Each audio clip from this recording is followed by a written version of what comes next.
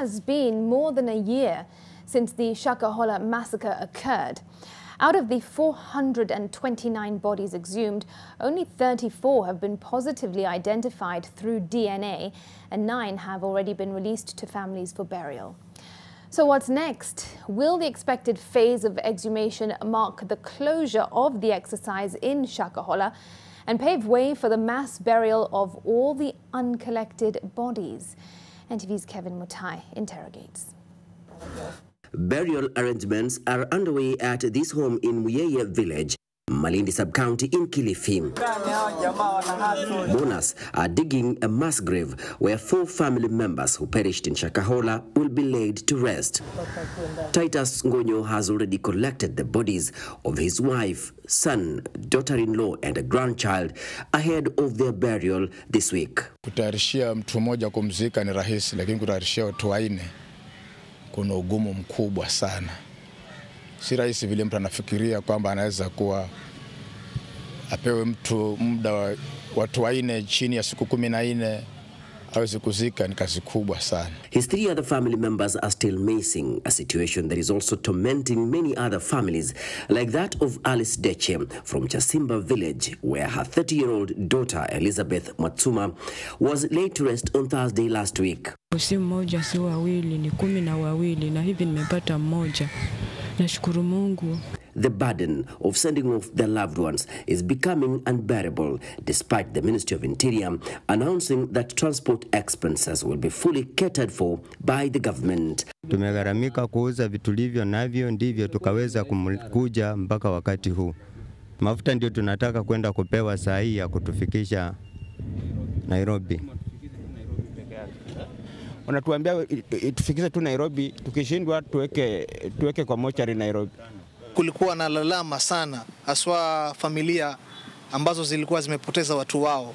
Wengi walikuwa hawawezi kulipia zile gharama za hospitali, na wengi pia walikuwa wana shida ya kuweza kusafirisha mili kwenda kupatia victims their last respect. Some have come, confirmed the bodies, but have since failed to pick up the bodies of their kin for burial. Ninapoitua mtu mwingine kwamba umetua tena mtoto wako mwingine, nije nichukue huyu nikazike, tena baadaye nirudi mwingine naambiwa chukua huyu kazike. Sasa inanipa wakati mgumu sana.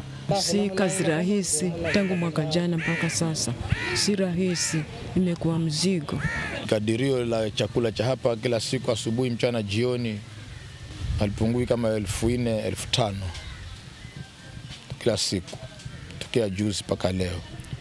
Leo tayari kufikia saa hii ni kwamba karibu 2,000 zimeisha na bado kunaendelea, na kuna mahitaji ya hawa wanaochimba kaburi. Sasa hiyo shapita 3,000 saa hii na bado wako pale ndani. Most of the bodies are badly decomposed, with the remains being skeletons. Only 34 bodies have been identified through DNA sampling process. This has been a tedious exercise that is taking too long, perhaps due to lack of resources such as reagents and even manpower at the government chemist. There are 390 plus bodies yet to be identified positively.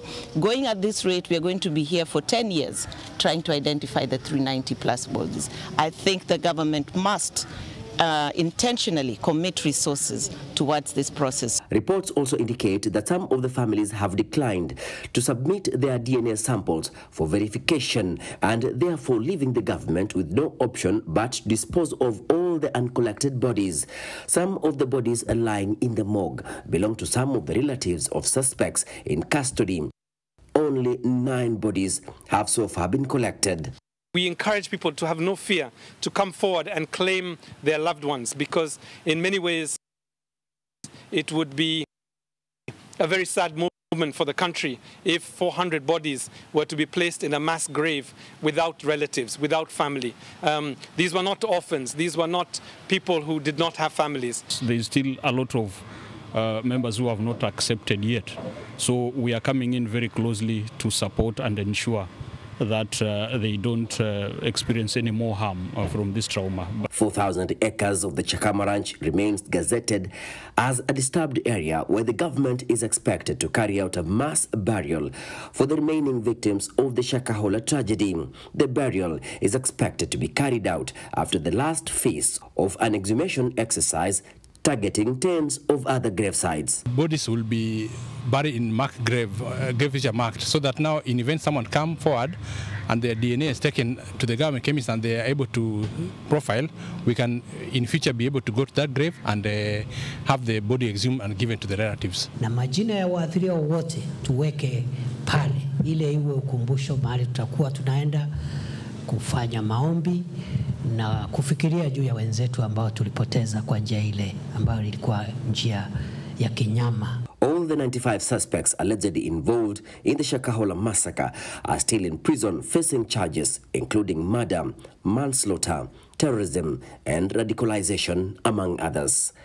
The process of accountability of public officials, including security managers who are in charge when that massacre happened, will happen, and that Judicial Commission of Inquiry will recommend prosecution and other measures, including dismissal, lustration, condemnation, vilification, anything that, any form of punishment that can shame those of us who had an opportunity to mitigate that occurrence, and they did not.